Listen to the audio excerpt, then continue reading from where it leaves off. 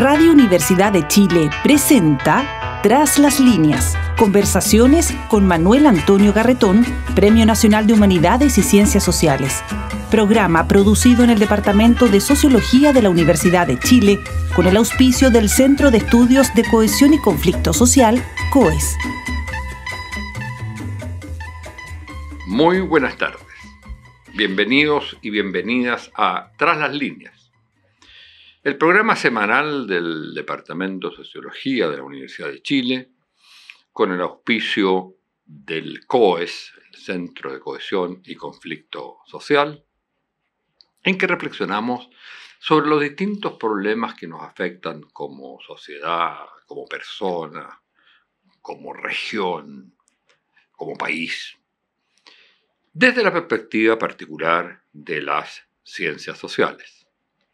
Hoy tenemos una particularidad, y es que estamos, gracias a la gentileza de la Radio Universidad de Chile, en el local de la radio, grabando directamente, por cuanto nuestro productor, en los programas en general que hacemos a través de Zoom, ha sufrido la muerte de su padre, y queremos entonces enviarle un saludo muy especial, lleno de afecto y de participación en su dolor. Vamos a conversar hoy día sobre, de nuevo, sobre lo que fue o fueron los procesos constitucionales que vivió el país. Uno puede hablar de un proceso que involucró dos, o puede hablar de dos distintos, pero ambos, evidentemente, estaban en la misma problemática y formaban parte de lo que los autores, especialmente algunos, han llamado el momento constitucional. Chile vivía un momento constitucional. Se quisiera o no se quisiera cambiar la Constitución por parte de uno u otro, se vivía un momento constitucional. Los análisis, muchos y muy interesantes que se han hecho, puesto que se trata de uno de los eventos más importantes de la historia del país, este doble proceso fracasado, cada uno y el conjunto. Lo que más ha llamado la atención es lo que ha venido después, respecto de parecer ser que eso quedó en el pasado.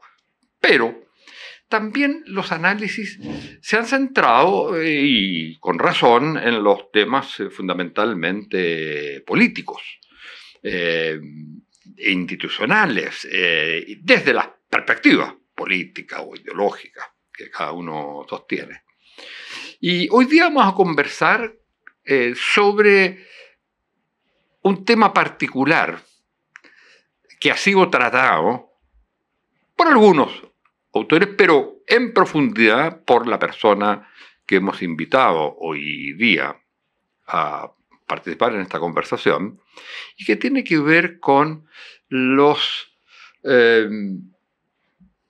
o el problema, si ustedes quieren, básicamente del papel que han jugado o que juegan las emociones en este tipo de procesos.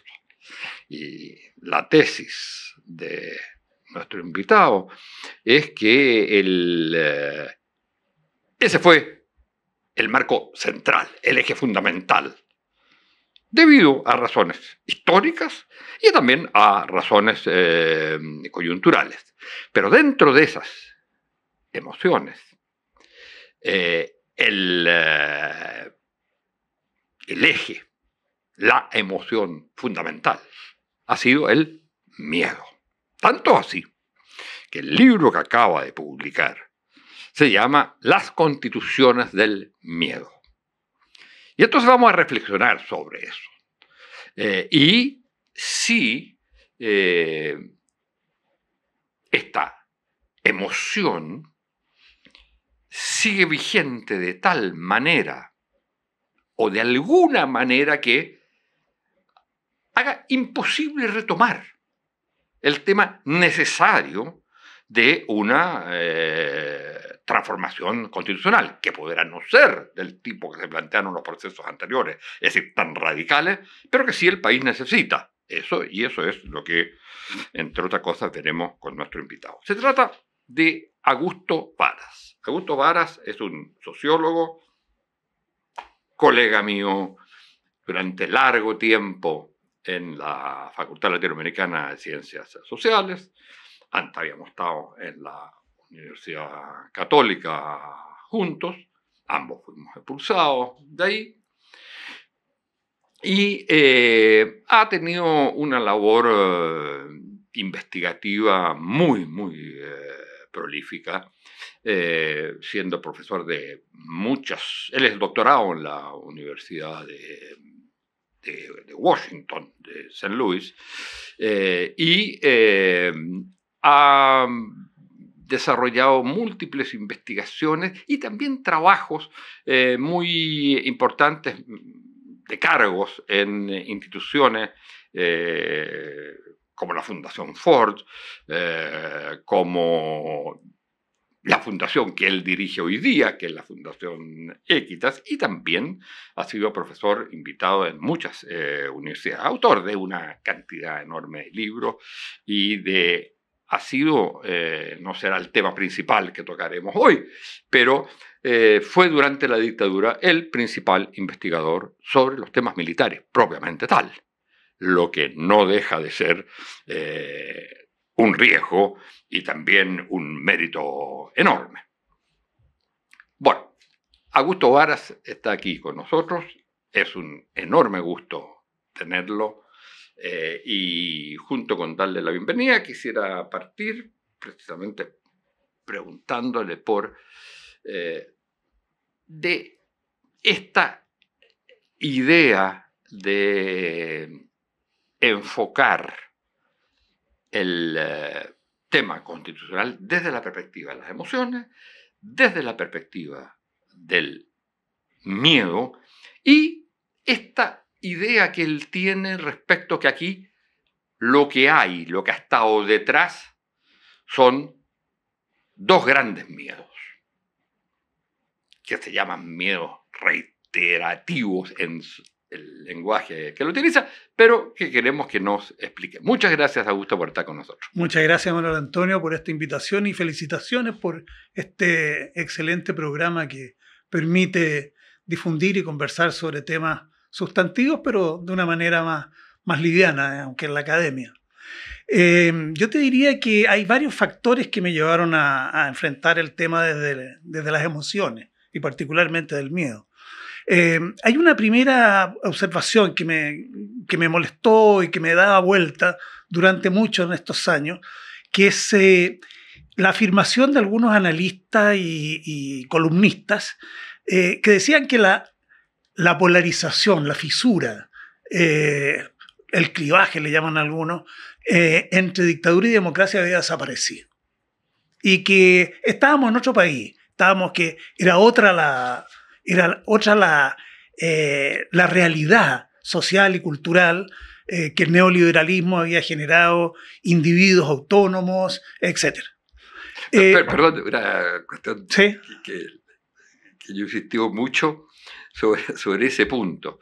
La prueba más clara que ese clivaje no ha desaparecido fue la elección con los mismos porcentajes del representante Pinochet en la tierra, que es Kast, y del primer candidato estrictamente y únicamente de una coalición de izquierda, claro, con los mismos porcentajes de plebiscito del sí, ¿no? Claro, exactamente. Entonces, esa fisura entre democracia y dictadura se mantuvo. Y por lo tanto, en ese contexto, y en el contexto de la gran protesta nacional del 2019, las emociones se reactivaron, puesto que los traumas históricos están presentes. Está presente el trauma de la dictadura intergeneracionalmente. Hay investigaciones que así lo demuestran, que este tipo de afecto, de miedo, de temor, estas emociones que se generaron con los abuelos de algunos jóvenes de hoy, están presentes en los padres y en los nietos. En consecuencia, la sociedad chilena ha sido modelada de alguna manera, no solamente cultural, sino que también emocionalmente. Una dimensión de su marco emocional es el miedo a la dictadura, el miedo a la violación masiva de derechos humanos, el miedo a la exclusión. Y eso normalmente no se había analizado, porque la izquierda en general es una izquierda, como decía la presidenta Bachelet, es más racionalista.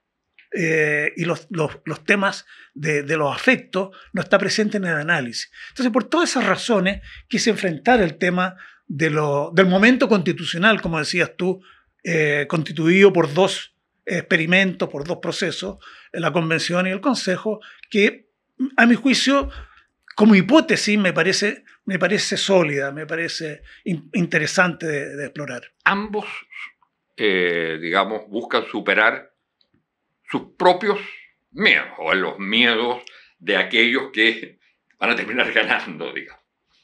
O de los que presentan, más bien, de los que presentan el proyecto. Tú te referió al miedo que es muy claro de una parte de la sociedad chilena, que es el miedo a la dictadura, violación de derechos humanos, a la exclusión, en fin. El miedo que en Chile, como todas las cosas se expresaban políticamente, se expresa en lo que fue la centroizquierda. El miedo por el otro lado. ¿Cuál es el miedo que se expresa en el segundo proyecto constitucional? Es que también se expresa en el primero. El miedo se expresa en el contenido de la propuesta constitucional. Yo digo que es un domo de protección constitucional para evitar que eso suceda. Pero tiene determinadas características, podemos analizarla más adelante, que genera, a su vez, mucho miedo en la otra parte de la sociedad. Y esa parte de la sociedad genera una campaña del terror en contra de esa propuesta. Entonces son miedos que se relacionan entre sí. Claro, pero hay un miedo del otro sector. Sí. Que es el miedo que tú lo analizas. Sí, pero que son, básicamente, nacen con la reforma agraria. Sí, no, pero lo que te quiero decir es que hay miedos producto de los contenidos y hay miedos producto de la reacción frente a los contenidos. No, correcto. Y en el segundo proceso, y también en el primero, como reacción al primero, está precisamente lo que tú dices, el miedo a la pérdida del derecho de propiedad. Ahora, es muy importante, y yo lo reitero, dos oportunidades, de que son valores de distinta naturaleza. Pero es interesante. Uno es la vida. El miedo a la muerte, claro. La vida. La vida. El otro la propiedad. El otro la propiedad. Son dos cosas distintas. Pero que generan miedo, claro. Que se enfrentan. Que es dictadura y democracia. Claro. Y que ha cruzado todos estos años, 50 años. Consecuencia, ese es el... bueno, y el segundo proceso es también, es frente a ese miedo, la mayoría conservadora, republicana, ultraderechista, genera una propuesta que es más radical que la Constitución del 80. Y al punto que uno de sus dirigentes, el señor Silva, dice, pues si tenemos la mayoría, ¿por qué vamos a negociar nada? Aquí vamos a hacer lo que queramos. En consecuencia, imagínate, ellos son los principales articuladores de la campaña del terror. Ellos se transforman ellos mismos en terroristas de su propia propuesta. En consecuencia, es bien interesante el juego de emociones entre unos y otros, digamos.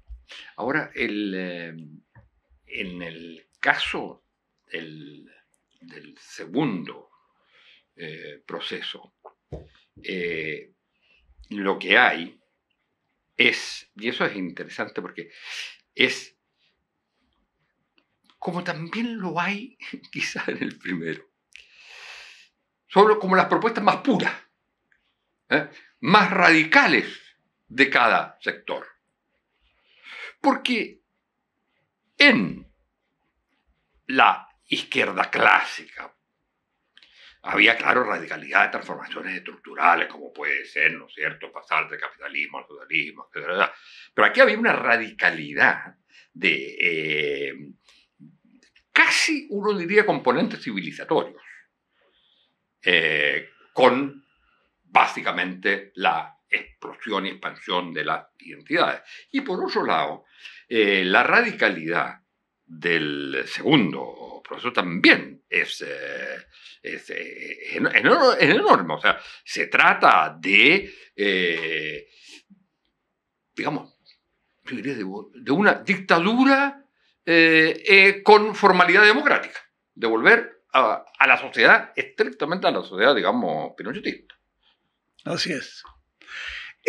Yo te diría que el segundo proceso es muy radical, pero al mismo tiempo yo te diría que muestra la incapacidad de los partidos políticos de darle coherencia.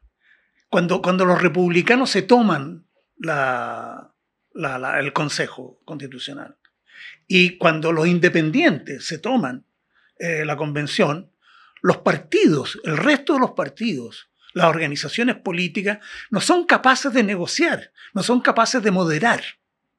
En consecuencia, no solamente por una incapacidad de liderazgo, y aquí voy a citar a un sociólogo muy destacado, Manuel Antonio Garretón, que puso el tema del vacío teórico e ideológico. Yo creo que tanto en la convención como en el Consejo se produjo una incapacidad de darle una coherencia a la propuesta.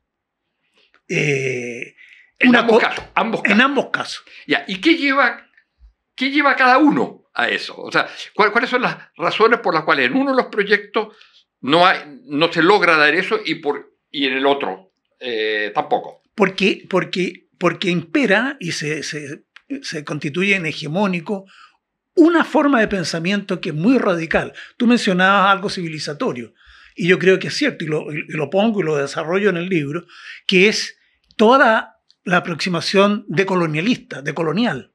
Es decir, el efecto de demostración del contenido decolonial de la Constitución ecuatoriana creó un espacio y creó una atracción, una fantasía, un espejismo de que era posible deconstruir todo lo que se había hecho antes y tener una nueva forma de organización. La ecuatoriana. La ecuatoriana influyó mucho. Más que la boliviana, que era la que había creado un Estado multicultural. Mucho más. El principal... el presidente de la Constitución, de la Asamblea Constitucional, estuvo muchas veces en Chile. Dos Santos, el portugués, que es el gran teórico de la descolonización, estuvo también asesorando. Pero en el caso de la convención, el Partido Comunista, que se hace la autocrítica posteriormente, dice: no fuimos capaces de darle mayor coherencia al conjunto de demandas fraccionadas. Correcto. Entonces teníamos ultraambientalismo, ultrafeminismo, ultraanimalismo, ultra de todo, digamos. Y finalmente la sala de máquinas de la Constitución, como dice Gargarella, era informe, era algo incapaz de controlar y de darle coherencia y gobernabilidad al país. Entre otras cosas, porque el marxismo remanente que quedaba ya había perdido la vigencia cultural e histórica que tuvo, digamos. Exactamente. Por ejemplo, en las décadas del 60, etc. Oye, pero en el otro proyecto. Bueno, lo mismo. ¿Qué le faltó ahí? Le faltó incorporar aquellas dimensiones menos autoritarias y dictatoriales de la derecha. De acuerdo. Y no quedar ensimismado en el tema de la propiedad y del control del poder. O sea, el control que ellos proponen o proponían o propusieron, lo que llaman la sala de máquinas de nuevo, es totalmente autoritario, es no democrático, es antidemocrático. O sea, cada proyecto exacerbaba los miedos. Así es, por distintas razones, digamos. Claro. Pero, por ejemplo, el miedo a la pérdida de la propiedad viene, como dices tú muy bien, de los años 60. O sea, Guzmán, en unos primeros artículos que yo cito, dice que esta reforma agraria es el fin de todo un sector. Es la aniquilación no solamente de la hacienda, sino que de un sector social importante que había gobernado al país, bueno, que sigue gobernando de alguna manera hasta el día de hoy. Pero fíjate, que eso último que acaba de decir es clave, porque en el fondo lo que está diciendo es que ese clivaje, o sea, aquí hubo una revancha, tal como la dictadura fue una revancha. Así es. Aquí hay de nuevo una revancha. Lo que muestra que es muy difícil, y a eso es lo que quisiera llevarte, porque tú haces reflexiones sobre eso, es muy difícil superar. Este es un clivaje estructural, no es solo la visión clásica de la sociología, que la ciencia de la ciencia política, que los clivajes realmente son estructurales, institucionales, claro. Aquí hay un clivaje que es cultural, político, de clase, etc., pero que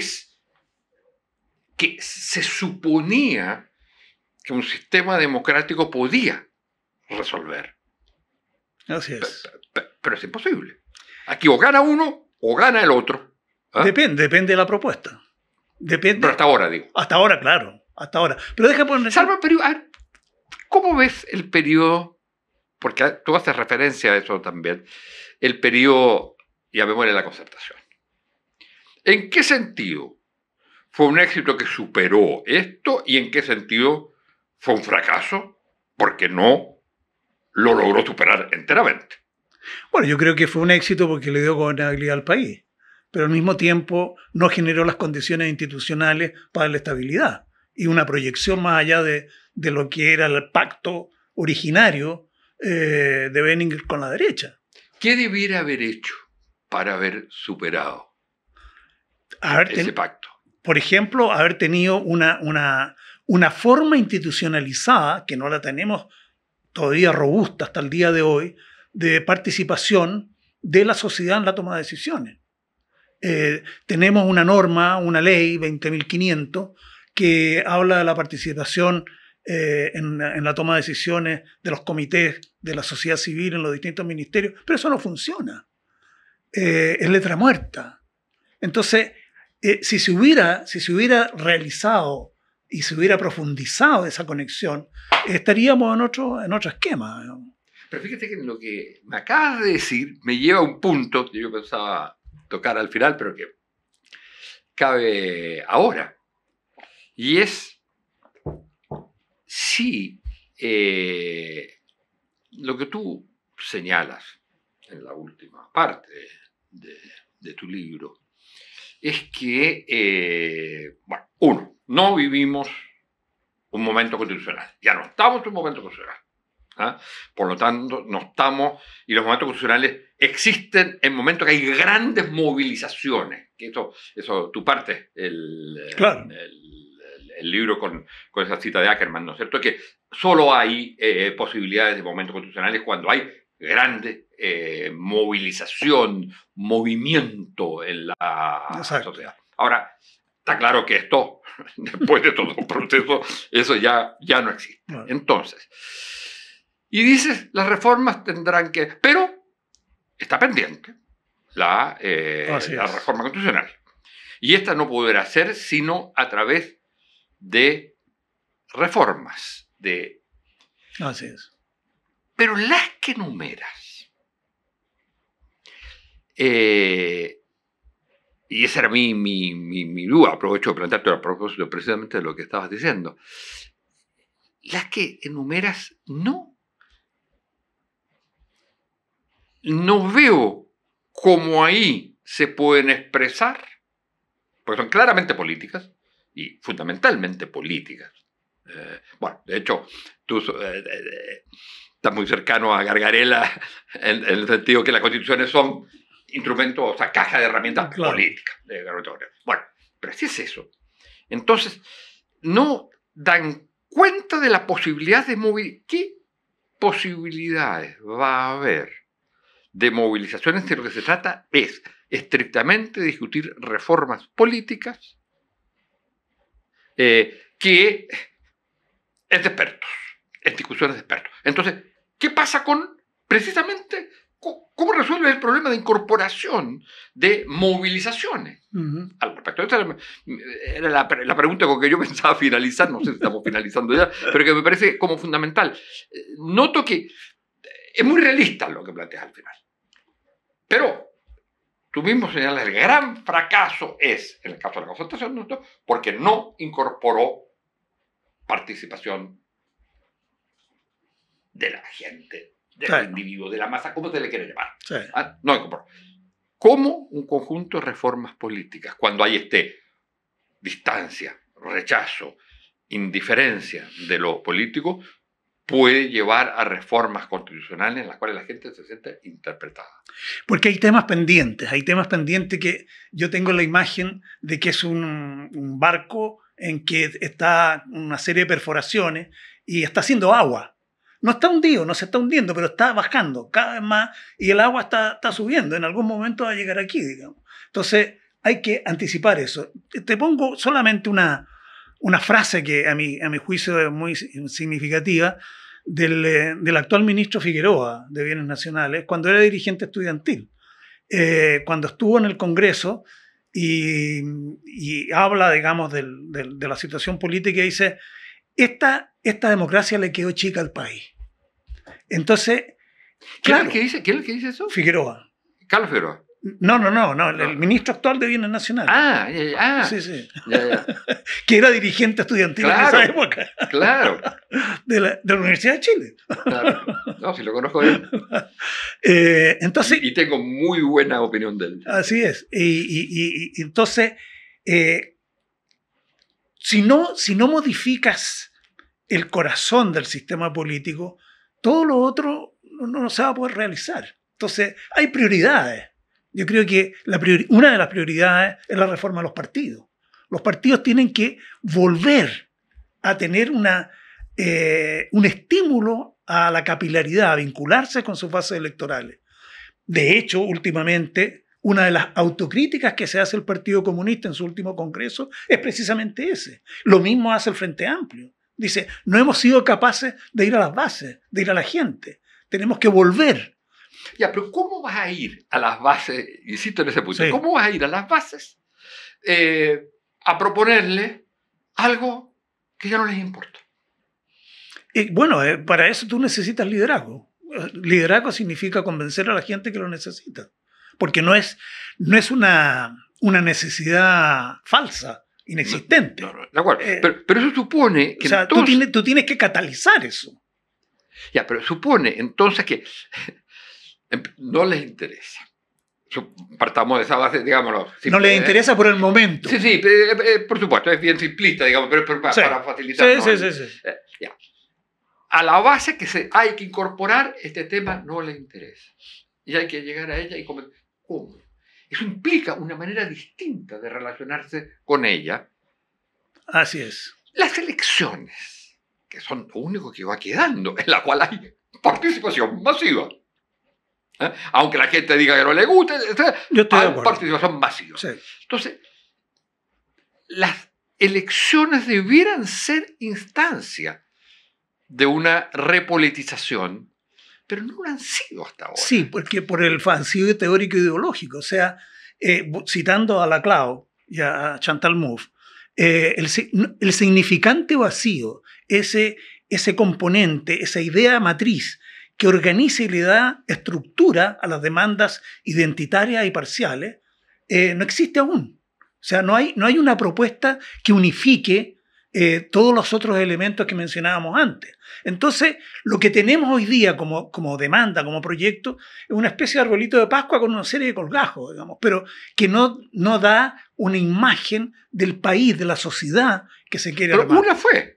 No, pues. Sí, la Constitución, la idea de la reforma, de la nueva Constitución. No. La idea de la nueva Constitución era en principio eso. No, pero no, pero el contenido no lo. El contenido no lo operacionalizó. Era de nuevo, era un significante claro, con un significado que no le decía. Claro. O sea, que le decía mucho, pero que no tenía relación con lo que se trataba de resolver. Y que generaba un país ingobernable. Claro, yo te digo, la descentralización propuesta era de loco. Claro. ¿Y cómo ves que se pueda ir formulando ese proyecto en un mundo que ya cada vez pide menos proyectos, no les interesan los proyectos, yo no estoy de acuerdo. Les interesan las puras respuestas no estoy de acuerdo. inmediatas? No estoy de acuerdo. ¿No? Yo creo que insisto que hay, tal como los míos son intergeneracionales, hay intereses intergeneracionales que necesitan ser catalizados, que necesitan liderazgo. Un liderazgo capaz de movilizar y de proyectar, pero con una idea potente. ¿Pero cuáles serían elementos de esa idea potente, Augusto? Porque, digamos, aquí no vamos a construir la idea. Sí. Pero ¿cuáles serían? ¿Qué cosas debieran estar como incorporadas? Por ejemplo, yo te digo, yo participo de un grupo, que es el grupo de análisis de estudio de Fuerza Armada y Sociedad, uno de los tantos grupos, y nosotros mandamos una carta de felicitación a los convencionales por el capítulo que pusieron sobre Fuerzas Armadas, que es lo más democrático y lo más adecuado que hay para este país. Ah, sí, ¿eh? Absolutamente. ¿Cuáles eran los elementos? Una dirección civil, una descorporativización de las Fuerzas Armadas, es decir, un conjunto de factores que...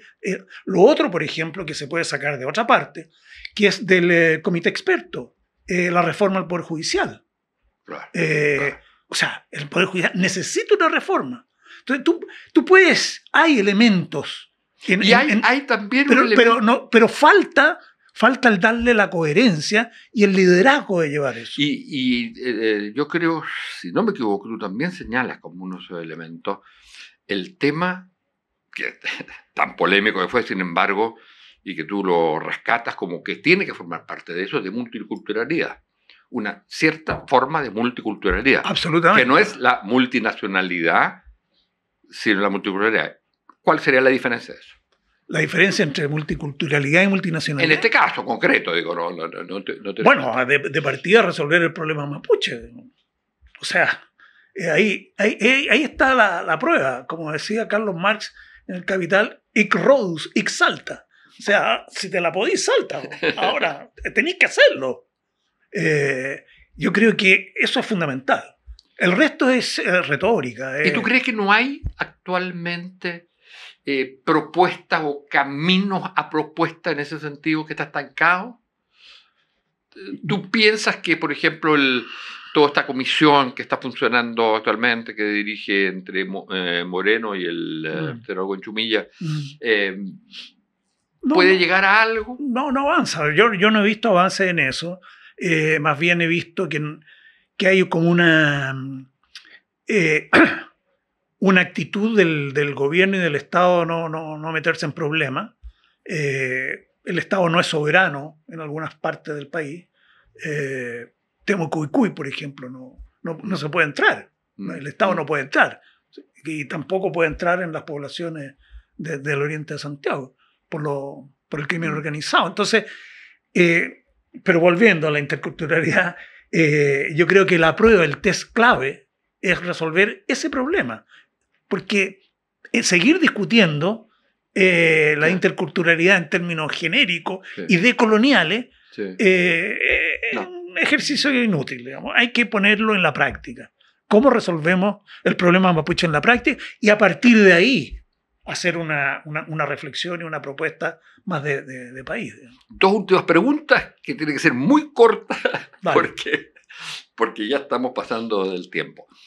La primera es, ¿cómo se ubica el tema de la seguridad? No de la seguridad de los militares, el tema de la seguridad hoy día. ¿Cómo se ubica en la construcción de ese proyecto, de esa visión, digamos, de sociedad que se quiere? ¿Qué importancia o cómo se ubica? En otra época el gran tema era el tema de la igualdad. Yo sigo pensando que el tema sigue siendo el tema de la igualdad. Pero hoy día este es un tema inevitable como tema central. ¿Qué es lo que se propone? ¿Y cómo eso tiene efecto más allá de medidas policiales? O sea, implica transformaciones estructurales. Así es. Y lo segundo es, porque tú eres un especialista en eso, hay temas pendientes hoy respecto de los militares. Sí. ¿Cuál era la primera? La de la seguridad. La seguridad. Que me quedé con los militares. De partida yo diría no hablar de seguridad. Yo creo que hay que hablar de orden público. Ese es el concepto adecuado que tanto el Tribunal Constitucional como la Corte Suprema lo han definido. Porque si tú usas el concepto de seguridad, amplías indefinidamente el tema hacia ámbitos que no corresponden. Primero. Segundo, reforma al cuerpo de carabineros. Hasta el día de hoy no se ha podido hacer. Y no se ha podido hacer, y esto lo conecto con la segunda pregunta, por la Ley Orgánica Constitucional de Carabineros, en que genera, que es exactamente igual a la de Fuerzas Armadas, y que genera una autonomía corporativa que hasta el día de hoy los gobiernos no pueden hacer nada. No. O sea, el comandante en jefe, la autonomía corporativa de las instituciones es enorme. Por ejemplo, los departamentos de bienestar son grandes empresas inmobiliarias. Los recursos que generan no van al fisco. O sea, realmente es una corporación en el sentido estricto. O sea, mientras la Ley Orgánica Constitucional de Carabineros y de Fuerzas Armadas no se modifique y tengamos leyes no orgánicas y que permitan un mando civil efectivo, no vamos a tener orden público adecuado, no vamos a tener Fuerza Armada adecuada. Y por último, es necesario una coordinación de los, como tú dices, cambios estructurales, una coordinación de los distintos elementos. El crimen organizado tiene que ser enfrentado no solamente con Carabineros y la PDI, sino que también con impuestos internos, con los bancos, con aduana. Es decir, ¿dónde está ese centro de mando? No existe. Y eso es muy impresionante, y con esto hay que terminar. Es muy impresionante que la oposición a las medidas que tienen que ver con el sistema bancario, el secreto bancario, la oposición. Exactamente. De quienes dicen que el problema principal de este país no es el problema de la seguridad, la delincuencia, etc. Eso no se va a poder. Exactamente. Si no te metes en eso, en lo que se llama la cadena del dinero, etc. Bueno, Augusto, 1.000.000 de gracias, muchas gracias por a ti. Esta conversación. Desgraciadamente, el tiempo siempre nos agarra y no puedo dejar de recomendar este excelente libro, Las Constituciones del Miedo, Chile 2019-2023, que además tiene una portada muy notable porque normalmente el dibujo que se usa para la Constitución. Exacto. La Constitución de la República, y esta se llama Las Constituciones del Miedo. Bueno, es un libro de muy linda edición además. Bueno, muchas gracias a Augusto por haber estado con nosotros. Gracias a ti. Y muchas gracias a ustedes, señoras y señores auditores y auditores. Y será hasta la próxima semana el último programa de esta temporada de Tras las Líneas. Radio Universidad de Chile presentó Tras las Líneas, conversaciones con Manuel Antonio Garretón, Premio Nacional de Humanidades y Ciencias Sociales. Programa producido en el Departamento de Sociología de la Universidad de Chile con el auspicio del Centro de Estudios de Cohesión y Conflicto Social, COES.